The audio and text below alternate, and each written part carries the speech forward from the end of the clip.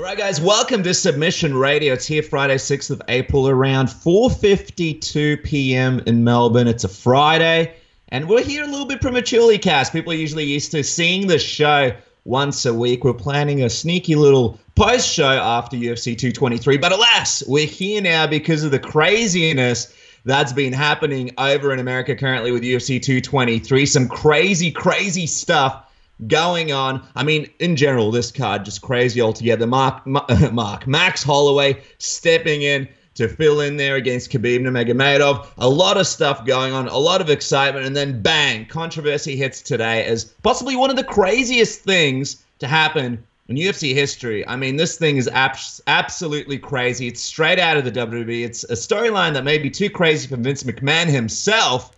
Happened in the background today. Just quickly for guys that haven't checked it out, and I'm sure everybody's caught up to this, but if you haven't, just quickly exactly what happened. Seemingly a few days ago, how this whole thing started off was Khabib's team ran into Artem Lobov in the back there at the hotel, and after a small altercation where Khabib basically told Artem to keep his name out of his mouth, I did the Russian translation there. It was basically along those lines. He was upset because Artem was talking about him. It sounded like to me, I tried to listen to it a few times, it sounded like to me Artem kind of denied it a few times.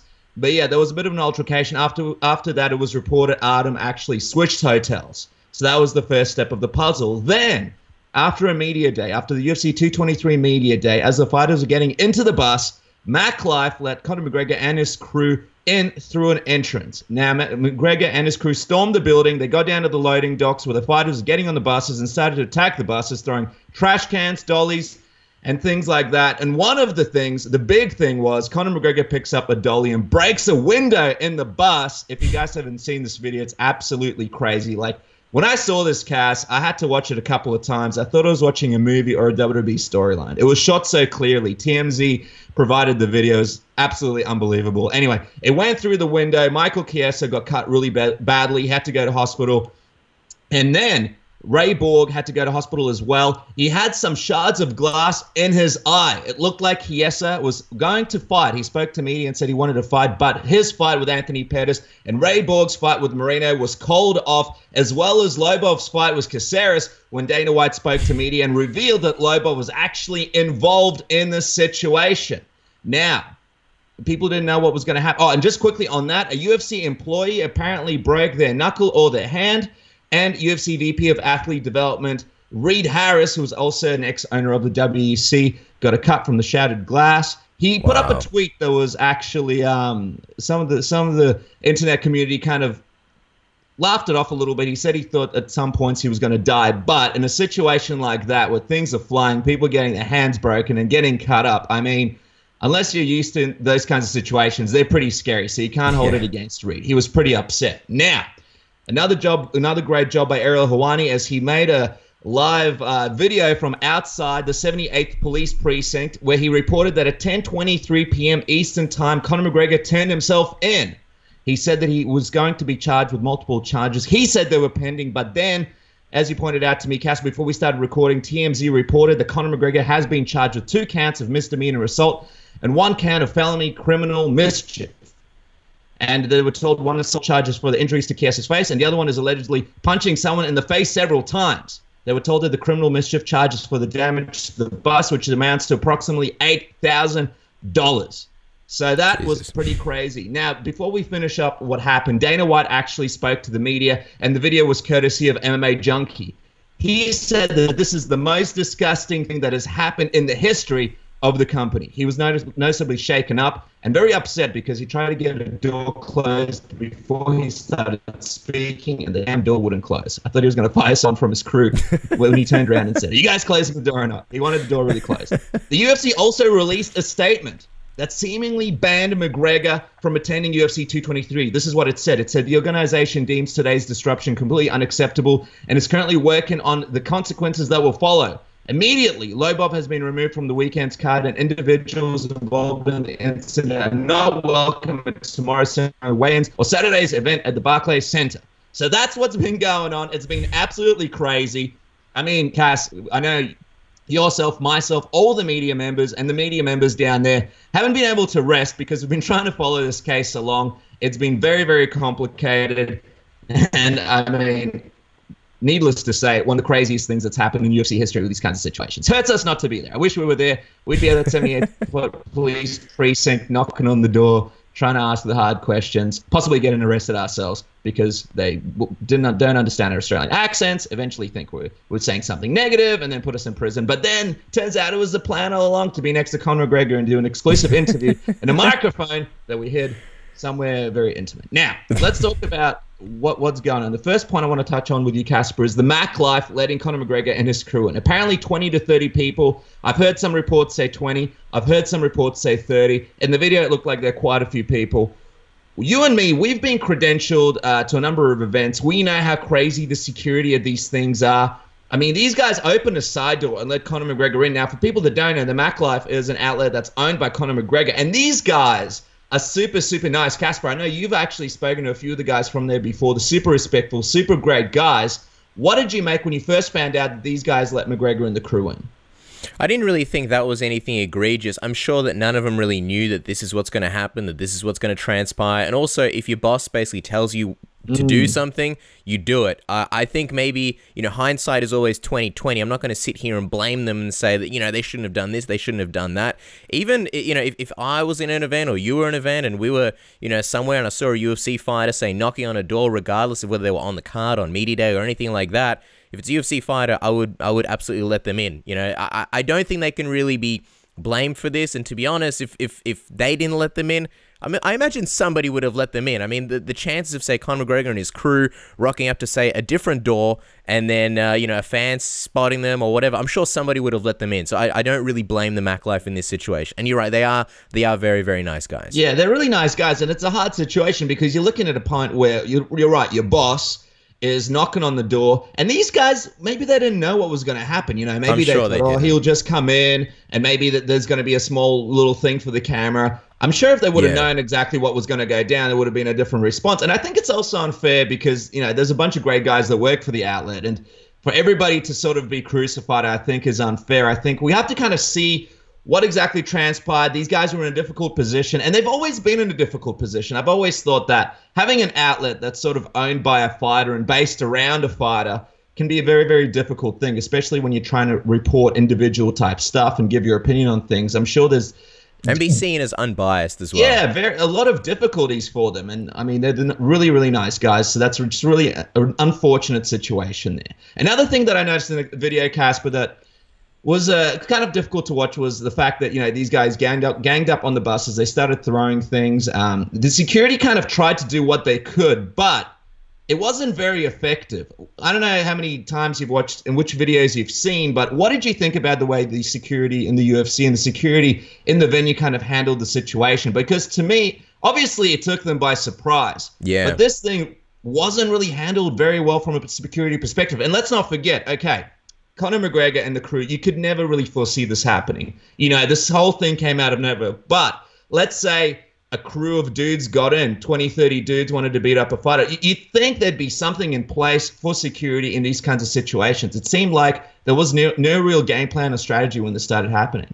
I think you're right. I think they were completely caught by surprise. And it is interesting to note that, like you said, what if it wasn't Conor McGregor and his crew? What if it was other people? And it kind of shows that, well, if somebody else wanted to do a similar thing, there's a good chance that they would have been somewhat, effective, and they would have been somewhat successful in doing that. If random fans or, people who didn't like Khabib or whatever, or protesters wanted to assault the bus or potentially try and assault fighters, there's clearly gaps that somewhat need to be filled. I'm not here to crucify the security. I think that in the situation where you're taking fighters away from media day, you're loading them onto the bus, you kind of see that as a low-risk situation and a low chance for anything like this to happen. I think that's the main reason why the security was sort of unprepared. And it's unfortunate also that you had a lot of people like UFC PR, even with the Artem Lobov situation. Most of the people that I saw surrounding everybody trying to defuse the situation, they're not security. They're not people that are trained in these things. They're PR people. And so for them to have to get involved, people like Reed Harris being on the bus, like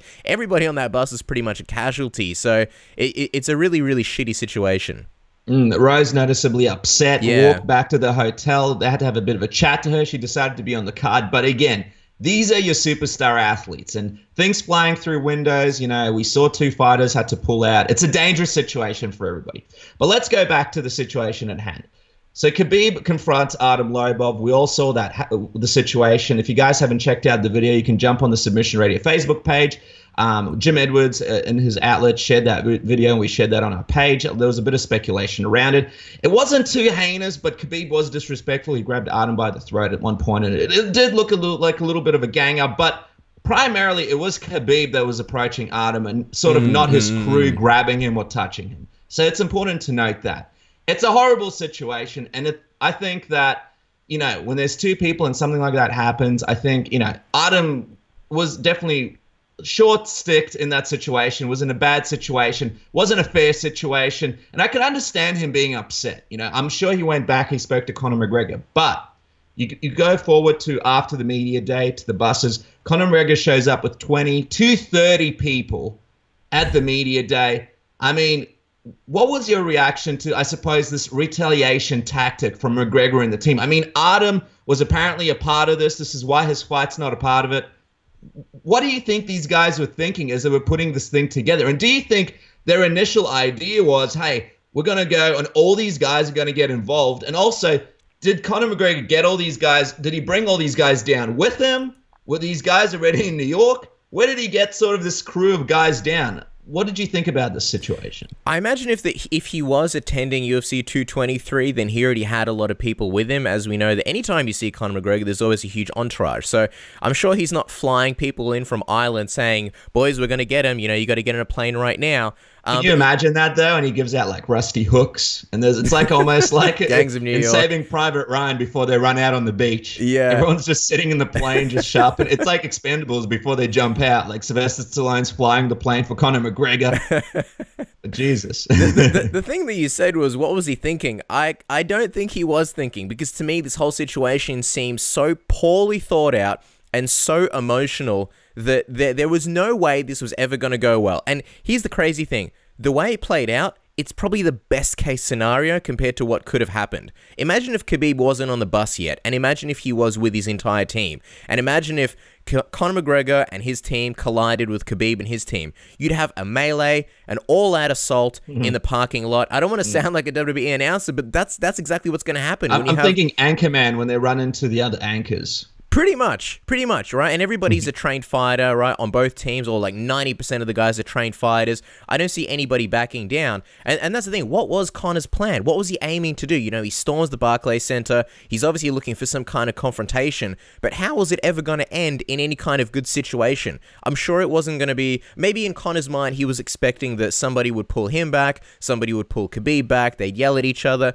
and that's it. But that was also very highly unlikely. When you bring that many guys, and let's say Khabib was with his team, it would have been absolute mayhem. And, you know, I say that this is the best case scenario. What if there would have been a whole lot of other people being arrested? There would have been a whole lot of other assault charges. Khabib could have been out of the card. But what annoys me is that throwing things at the bus, it was just purely Conor running on emotions with no game plan whatsoever. What is throwing a dolly at a bus going to do? What is it going to achieve? And it annoys me because we know Conor's tough. We know he's smart. We know he's an amazing fighter. But this kind of stuff has nothing to do with MMA. This kind of stuff, throwing a dolly at a bus and smashing a window, that's not tough. Anybody can do that. Not anybody can step in the cage. Not everybody can win a title. Not anybody can fight or beat Khabib. But throwing a dolly at a bus, all these kinds of things, it's basically very childish, and it just looks like somebody throwing a tantrum, sort of trying to look tough. So the whole situation was just ridiculous. And it, you know, not only that, but it was very selfish. I know a lot of people say Conor McGregor's heart was in the right place. He was trying to defend his friend. Well, he screwed his friend over even more, because now his friend's not fighting on the card. And it's not just about Artem Lobov. Alex Caceres didn't do anything. He doesn't have his opportunity to now make his money and earn a living. Same for Michael Chiesa. Same for Anthony Pettis. That was a huge fight, a very, very important, pivotal fight for both guys, and they were robbed of the opportunity. They did nothing, had nothing to do with the situation. Same for Brandon Moreno. Same for Ray Borg. Conor McGregor has essentially turned himself into a bad guy. And I'm not saying that it's going to be everlasting, but he, you know, even if he did go in there to help his friend, he didn't help his friend. and he turned a lot of people against him. Not only just the UFC, not only Dana White, but just in general, a lot of fans, you know. It's not just obviously Chiesa and Pettis and Moreno and Ray Borg and Caceres and Lobov who are the casualties here. The people who wanted to buy this pay-per-view and they were looking forward to these fights, they now get robbed. So any way you paint it, Conor McGregor is definitely not smelling like roses in this situation. He's smelling like shit. And I really don't know what he thought was going to happen and what the best case scenario for this was going to be. And not only him, I mean, Artem Lobov as well, if he was involved in the situation and these guys are discussing things that they're going to do. I mean, who comes up with the idea to storm the media day around the bus area? And let's not forget, I mean, look, there's honor amongst thieves. And what I'm saying here is these guys are professional fighters and they understand that these other dudes, they're cutting weight. So, okay, I think you said, you know, this is the best case scenario. I think the best case scenario would have been if these guys ran in and they would have stopped them and no one got injured. So this is still a pretty shitty scenario. But the people that didn't get injured, they had to stay back and answer questions from the police. So imagine you're cutting weight. You have a schedule that you have to, okay, if you get something in your eye and you got to go to the hospital, that stuffs up your weight cutting schedule completely. Yeah. Especially if you can't go in the sauna and sweat and do all this kind of stuff because you're bleeding all over the place. It's absolutely horrible. But let's just say you are cutting weight and you don't get hurt. You're sitting around a bus. You have to wait for the police. You have to talk to the police. You're freaked out. You don't know what's going on. I mean, you got to look at people like Rose and UFC employees who are trying to do their job. They have a job to do as well. A lot of people were affected by this. And you'd think a guy like Conor McGregor would know this is one of the worst possible times to do something like this. You know, I understand if the weigh-ins were done and, you know, or you approach someone, you know, maybe they run into each other at a hotel and his crew sees his crew. I'm not saying that it's right, but let's say they share words. The other thing about it, I think that was a bit disappointing. I know a lot of people on there are talking about Stone Cold Steve Austin and the NWO and the fact this is the WWE or the WCW come to life. Yeah. But this reminds me of going back to high school, you know, young dudes that lack confidence. So instead of approaching the situation like a real man and going to the person and speaking to that person face to face, they get a crew of 20 to 30 people and they start throwing things at people and doing these kinds of things. It's an act that kind of shows, I suppose, self-doubt. It's an act that shows that, you know, there's something going on that's not quite right there, a lack of self-confidence, something to do around fear. It's just not the way a man handles his business. And a guy like Conor McGregor, you know, I'm not saying he's a coward for doing this, but there's certainly a side to it that comes off a little bit cowardly when you've got 20 to 30 dudes throwing things at a bus. There's a guy and his manager sitting on that bus. I mean, you bring the guys with you, and let's say Khabib, worst case scenario, these guys run into each other and Khabib's team gets involved. Then those guys get involved. But if you see Khabib standing by himself, you don't want these 20 to 30 dudes attacking Khabib, you know? This is between you and Khabib. This is between Artem and Khabib. And I think, you know, it could have been settled completely differently if these guys... And just quickly, I was going to say, because I know a lot of people will say, yeah, but what about Khabib and his guys? You know, they all ganged up on Artem. To me, at least from my perspective, it didn't really look like Khabib did the same thing as Conor. It didn't look like Khabib's like, right, boys, let's go. We're going to get him. Let's find this guy. It kind of looked like, you know, when Khabib's walking, he's obviously got all his people with him. Artem, for whatever reason, you know, didn't have anyone with him. They saw Artem and Khabib went to confront him. And I guess, you know, Khabib's team surrounded them, and you know, it didn't look like anyone was particularly trying to get involved per se. It looked like it was more of a moment with, you know, Khabib and Artem that everybody else just happened to be there for. Absolutely. And now we spoke about Conor McGregor and the fact that this guy knows what he's doing when it comes to promotion. Another thing that suffers from this is the fact that he kind of shoots himself in the foot when it comes to potentially a huge fight coming up for him. You know, a lot of people were talking about him and Khabib. There was a great storyline going into here. And now doing something like this, it seems like it puts everything into question. What do you think? I mean, we saw Dana White say this is absolutely disgusting. We saw the UFC say that Conor McGregor is banned from UFC 223, which, by the way, is a huge loss because if he would have attended UFC 223 and whoever would have won and they had that moment in the ring or he was yelling things from Octagon's side, hey, that's a lot more pay-per-view buys. But look, okay, it is what it is. What do you think? And you know what, just quickly, a lot of people were going to tune into UFC 223 just to see if Conor McGregor was going to attend. Now they know that he's not. Just to see that.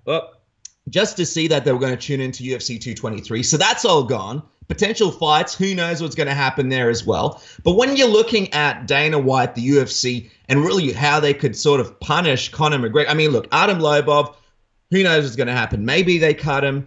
But at the end of the day, we spoke to Adam Lobov a few weeks ago. He said he's got offers from other fight promotions. I'm sure that Conor McGregor hooks him up with the fight money that he would have made for this event because his fight got cancelled. So at the end of the day, even though he does get punished and this does affect his career, it looks like he's got some other opportunities. But when it comes to punishing Conor McGregor, and Dana White saying this is disgusting and how he doesn't want to sort of deal with him at this moment, what do you think they could really do to punish him to make him feel this thing? Because I was thinking about this all day before we started doing this reaction video cast, and I can't really come up with anything.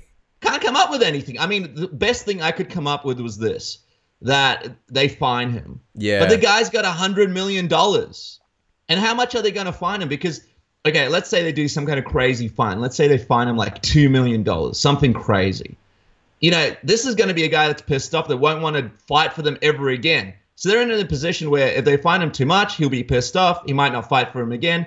If they say he can't fight for them again, you know, he goes to boxing or somewhere else. He figures something out. So how can they really punish this guy? Yeah, honestly, your guess is as good as mine. The only thing I came up with is a fine as well. I definitely don't see it being in the range of $2 million, but like Daniel Cormier and John Jones, I think they will fined around $20,000 or $25,000 for their situation. So I think if anything, if you're the UFC, you have to fine him a certain amount, and you have to fine him. I would fine him. I would look at it like this, right? You take Michael Chiesa, you take his show money and his win bonus. Same for Anthony Pettis. Same for pretty much all the fights on the card. I don't know, maybe not Artem Lobov, but certainly Alex Caceres. And you combine that total, and then you sort of go from there. Because essentially, Conor McGregor took away the opportunities for those guys to fight. And it's crazy because it could have been so much worse. You know, if the teams collided, you take away the main event. You know, Rose, if she didn't decide to fight, the whole pay-per-view almost completely fell apart. So I really think that, you know, they have to find Conor McGregor. But as far as anything long-term, the UFC are in the business of making money, and while Dana White might be pissed off now and he might not want to deal with Conor McGregor, eventually this is going to settle down, and eventually he will, if he's going to fight again in the UFC, they'll make whatever fight makes sense, whether it's Max, whether it's Khabib, whether it's GSP. These are tumultuous times for the UFC. You know, they've got that TV deal. They can't be banning their biggest star or saying that he's not going to fight it, you know, or actually canceling this fight. It kind of follows the whole narrative of what's been going on for a very, very long time, where people saying Conor McGregor's out of control. You know, he's having these bizarre public meltdowns, these moments where it's almost like he's trying to show that he's invincible and he's above the rules and above the law and that no one can do anything. You know, there was obviously that Bellator incident. And what were the ramifications of that? What were the consequences? Seemingly nothing. The UFC said, well, he was going to fight on UFC such and such, and we're not going to let that happen. So I saw people on Twitter joking that, well, now Conor's going to be pulled from UFC 224, which he totally was going to fight at. So if you're the UFC, I don't really see any other realistic punishments. They're not going to pull him from any cards. They're not going to prevent any big matchups. All they can really do is fine him. That's it. Or maybe give him some kind of, you know, suspension, you know, which wouldn't really do anything, because if he's not going to fight for a few months anyway, then it wouldn't be worth anything. Yeah, exactly right. And I mean, the situation right now is, and the funny thing was Dana White saying that to the media on the MMA Junkie video, do you guys want to cover him? Do you guys want to do that? And Absolutely. The fact of the matter everybody is, wants to. This is on the main news. When I spoke to my girlfriend's mom, she knows nothing about MMA or what we do, but she's like, that Conor guy, he's in trouble, he's this and that. I'm like, oh, really? You heard about that? She's like, it's on Channel 9 News right now, which for those who don't know, it's probably like one of the 3 biggest channels here in Australia. Channel 9 is some of the biggest news in Australia. Yeah, that's right. We have 7, 9, and 10. For some reason, the lower numbers aren't important here in Australia. But what I was going to say is, yeah, exactly right. I mean, it's all over the news. Media we're talking about this. Everybody's talking about this. And as much as you want to say, hey, that this guy should be punished, hey, that this guy will learn his lesson, when the dust settles and the smoke clears and he gets his fine or whatever he gets and he gets his next punishment, when he comes around and he fights again, all of this will be used as hype for his next fight. Yeah. So this isn't really going to be something that's really going to, I suppose, teach him a lesson. I mean, John Jones, when he crashed into the pregnant lady and the arm break and he ran off and stuff like that, that was very, very significant. And this is very significant. But what we have to wait and see and find out is, will Conor McGregor actually learn from the situation, or to him, Is this just another day in Conor McGregor's life? And one of the things I suppose that we know about Conor McGregor is, and if you've read John Kavanagh's book, is, this is a guy that's not easy to control. From a very young age, he's sort of done what he's wanted when he's wanted. I mean, there's some great stories about him running up a huge bill in a hotel and then running off in the bus and John Kavanagh making him go back there and pay it off. This is a guy that sort of marches to the beat of his own drum. And with his hype growing, with the money that he's got, with the notoriety that he's got, he's one of the biggest athletes in the world. He's an international celebrity. He's worth over $100 million. It's not normal for a human to be in that situation. And Conor McGregor was far from balanced before he came in the UFC. So you're looking at a guy with a lot of power. And it kind of seems like as well, this is a guy that believes his own hype. And when you're a fighter, you believe that you can walk in there and you can knock people out. You believe that you can go in there and you can dominate. But at the same time, he believes that he can do anything he wants, whenever he wants, and no one can stop him. And it just seems like it's a culmination of these things coming together. So my question for you, Cass, is, do you think we see Conor McGregor learn from this situation? Is he apologetic here? And do we see him sort of, I suppose, change his ways a little bit? Or is this one of the many pit stops, the stations on the way to Conor McGregor, I don't know, having a bigger accident, having a bigger incident, and the next thing being even bigger from this? I mean, the Bellator thing wasn't that long ago. We've heard about a lot of the issues that's been going on in the background. Do you think this is just a pit stop? Like I said, there were no ramifications for any of these things in the past. So I think the only way or reason Conor McGregor maybe learns from this is depending on what happens with the New York police, the NYPD. If these assault charges stick. And, it goes back to what you were saying about what should the punishment be. I think the biggest punishment is probably not going to come from the UFC itself. It's probably going to come from the people who potentially sue Conor McGregor. I'm sure there are lawyers right now reaching out to anyone and everyone who was involved, especially Michael Chiesa or anyone that can get their hands on. Yeah? Lionel Hutz. I'm thinking like Johnny Cochran. Or what was the put the bomb on? Yeah, exactly. The lawyer from Seinfeld. Who don't you put the bomb on? There's probably a lot of people looking to sue Conor McGregor right now, or at least money-hungry lawyers that are looking to help people sue Conor McGregor. So if he gets hit with a whole bunch of lawsuits and he has to attend court and then these assault charges, I'm not expecting Conor McGregor to go away in prison or anything like that. But I think those are the only ways that he's really going to learn. I don't know how much of a sobering experience this is going to be. And I don't want to say that Conor McGregor is John Jones. They're obviously two very, very vastly different people, but you kind of get used to seeing these guys and expecting, well, maybe now they'll learn, and then it turns out they don't really learn. So I think unless something really huge and drastic happens, and I'm not wishing anything bad on Conor McGregor. I'm not sitting here saying, I hope they throw the book at him. I hope he loses money. I hope he goes to jail. That's not what I want. In an ideal world, Conor McGregor learns, but I think it's kind of like, if he keeps getting away with these things, it kind of teaches him that he's able to get away with them, and he'll probably keep doing them until something happens. Yeah, it's a pretty sobering situation. And one of the things is, I mean, we know the UFC can't really find him, but maybe if he sees the effect that he's had on the guys like Michael Chiesa, on guys like Ray Borg, guys like Alex Caceres, or maybe even his friend Artem Lobov, maybe that situation kind of makes him realize. Because at the end of the day, he's a fighter.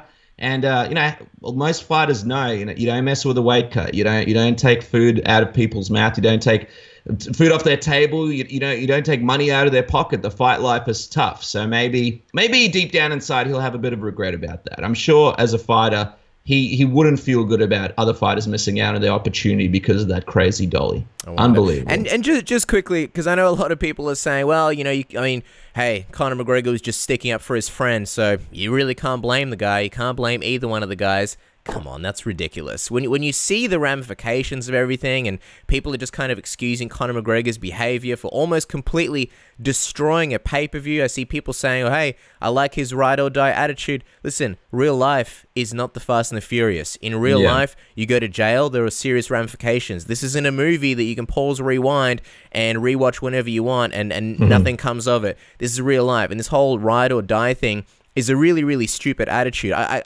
You can see that there's a lot of good in Conor McGregor's heart.